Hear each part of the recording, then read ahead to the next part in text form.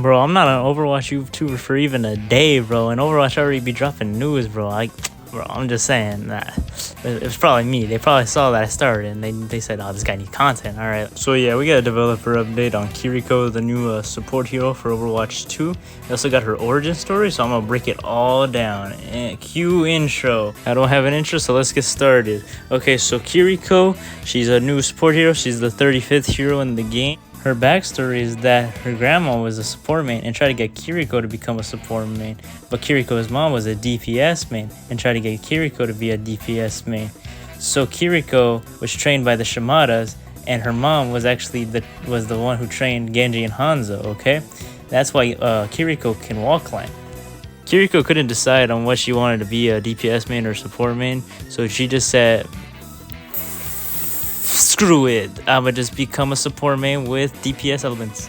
Once the Shimada clan fell and Hanzo attempted to kill Genji, the Shimadas were the only thing protecting the Japanese area, and so Kiriko took it among herself to rally up some other fellow ninjas, and they become this group, the street gang called Yokai, that are protecting the civilians of, I don't know, Kanazaka, I guess.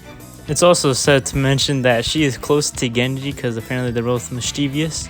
And you know, he apparently took her to the arcades when they were younger, and they would hang out a lot. And so they're childhood friends, guys. Now, if any of my romance anime lovers over there outside of this YouTube channel, come on, we all know what that means. We all know.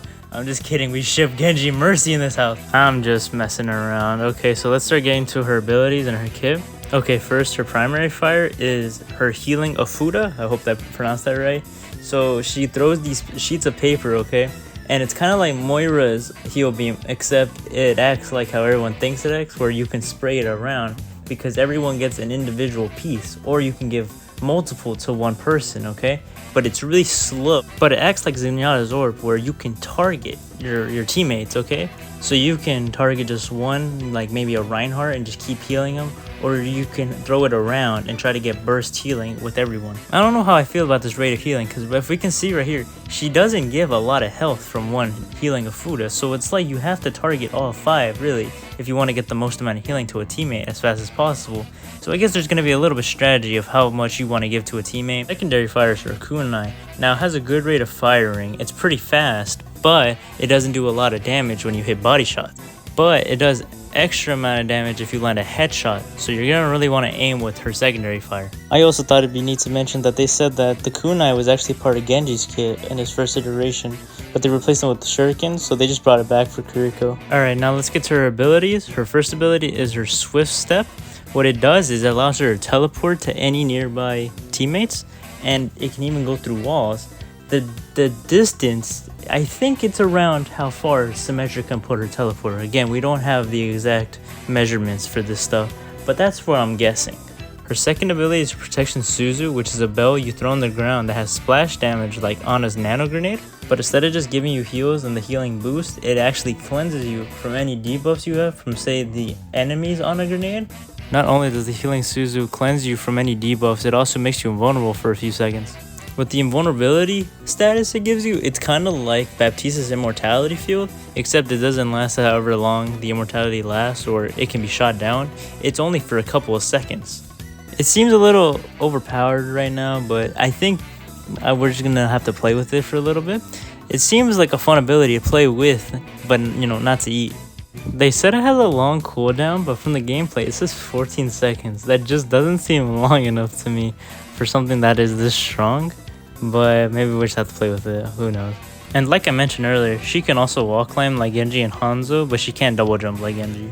Now for her ultimate, she does Naruto jutsus, and she summons this fox with Tori gates, and it makes a pathway which then her teammates can go on, and when they're on the path they get a movement speed, an attack speed, a reload speed, and also they get a cooldown reduction on any ability they have.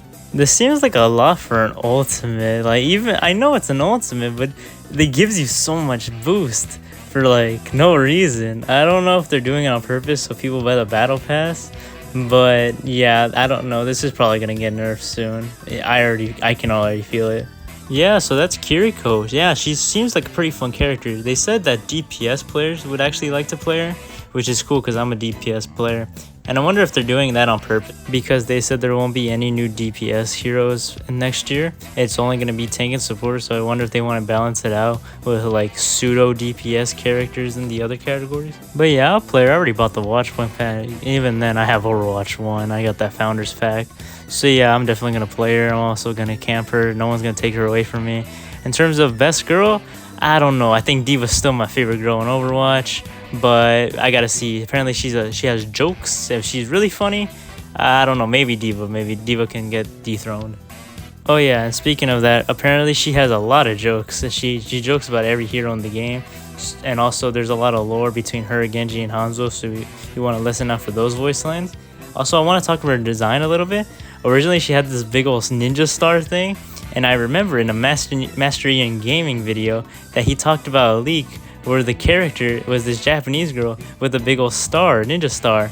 And I'm thinking, wow, that's actually real. That was a real thing. They just changed the design because she was supposed to be a character in the PvE. She was a bot, and they just changed her to be a ninja character in Overwatch 2.